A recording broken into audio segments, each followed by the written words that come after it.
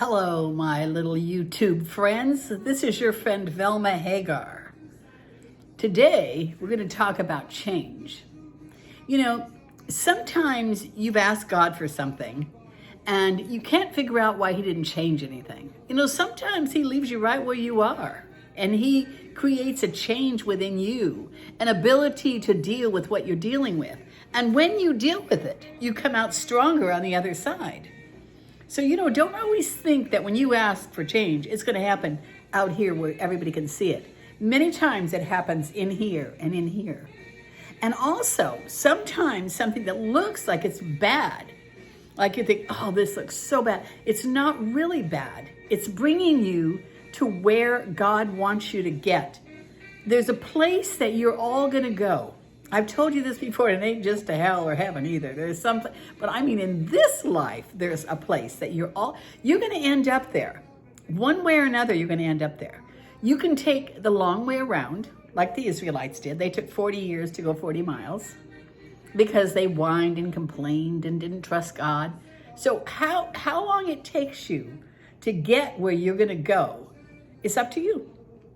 If you can just submit and you can be committed.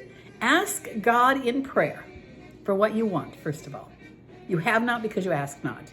And he says the effectual fervent prayers of a righteous man avails much. So ask him and then keep asking. If it doesn't happen, keep asking. Be persistent. Knock. Keep knocking. The word says if you keep knocking, he will answer. So be persistent and be consistent. Those two words are so important to getting you that change that you want in your life. Consistent, persistent. Quitters never win, winners never quit. So you've got to be persistent. You've got to stay with it. No matter what things look like, you just keep going, keep going. Believe me, if God wants to knock you out of your saddle, he'll knock you out of your saddle.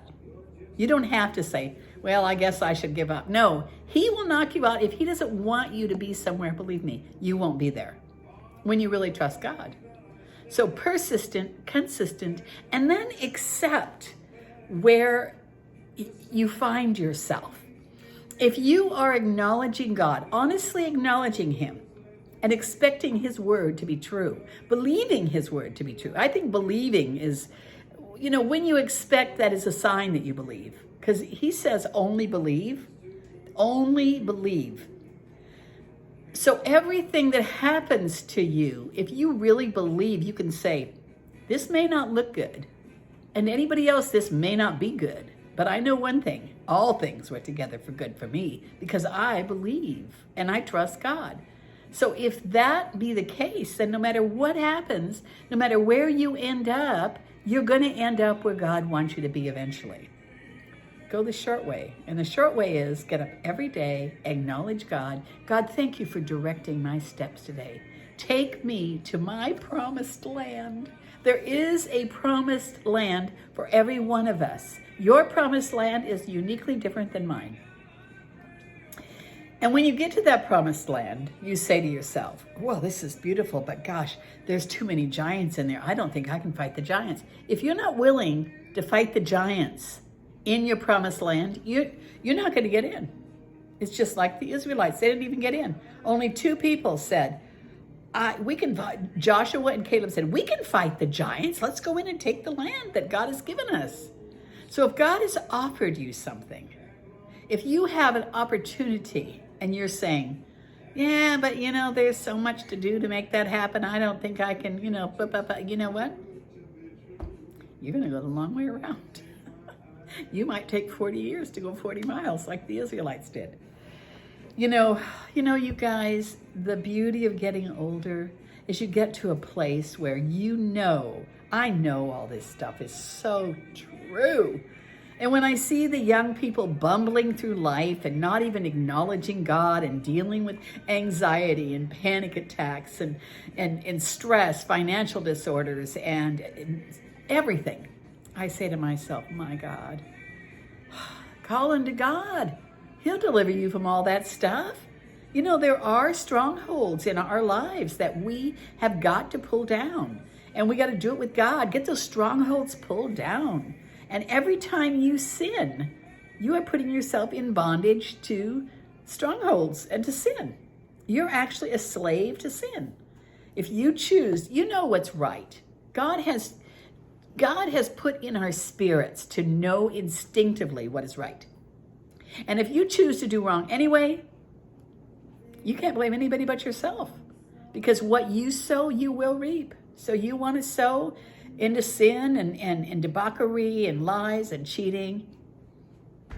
Don't be surprised when it comes back on you. Look at me, I scattered, I just went all around the horn. I hit on everything today, my God. That was quite a little lesson I gave you guys today. We hit on everything. All right, you guys, you know what? Look what I have today. I just have ice water. It's 110 here. And the humidity last time I checked was 30%. And for us in Palm Desert, California, that is high. Usually it's more like 10%. You don't mind the heat if it's, dry. It's hot and it's moist. And look at me, my hair is even wet. All right, you guys, you got it? I don't even know what to remind you of because I told you so much thing, but we started out on change. Accept change, whether it looks good or not. It's part of the program. It's part of the deal, all right? And it isn't always the way it seems. Many times it's what's going on in your heart or your head, not what's going on out here. All right, next time we're going to talk about the enemy. Oh, we need to talk about that sucker. Okay, buy my books. Hidden Treasures in Secret Places and Hidden Treasures in Dark Places. And they're both 5-star and they are wonderful.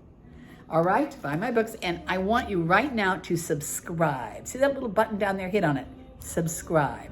Hit like and say something nice to me, will ya? I need to hear things nice. All right, you guys. Until next time, this is Velma Hagar bidding you a blessed day. Bye.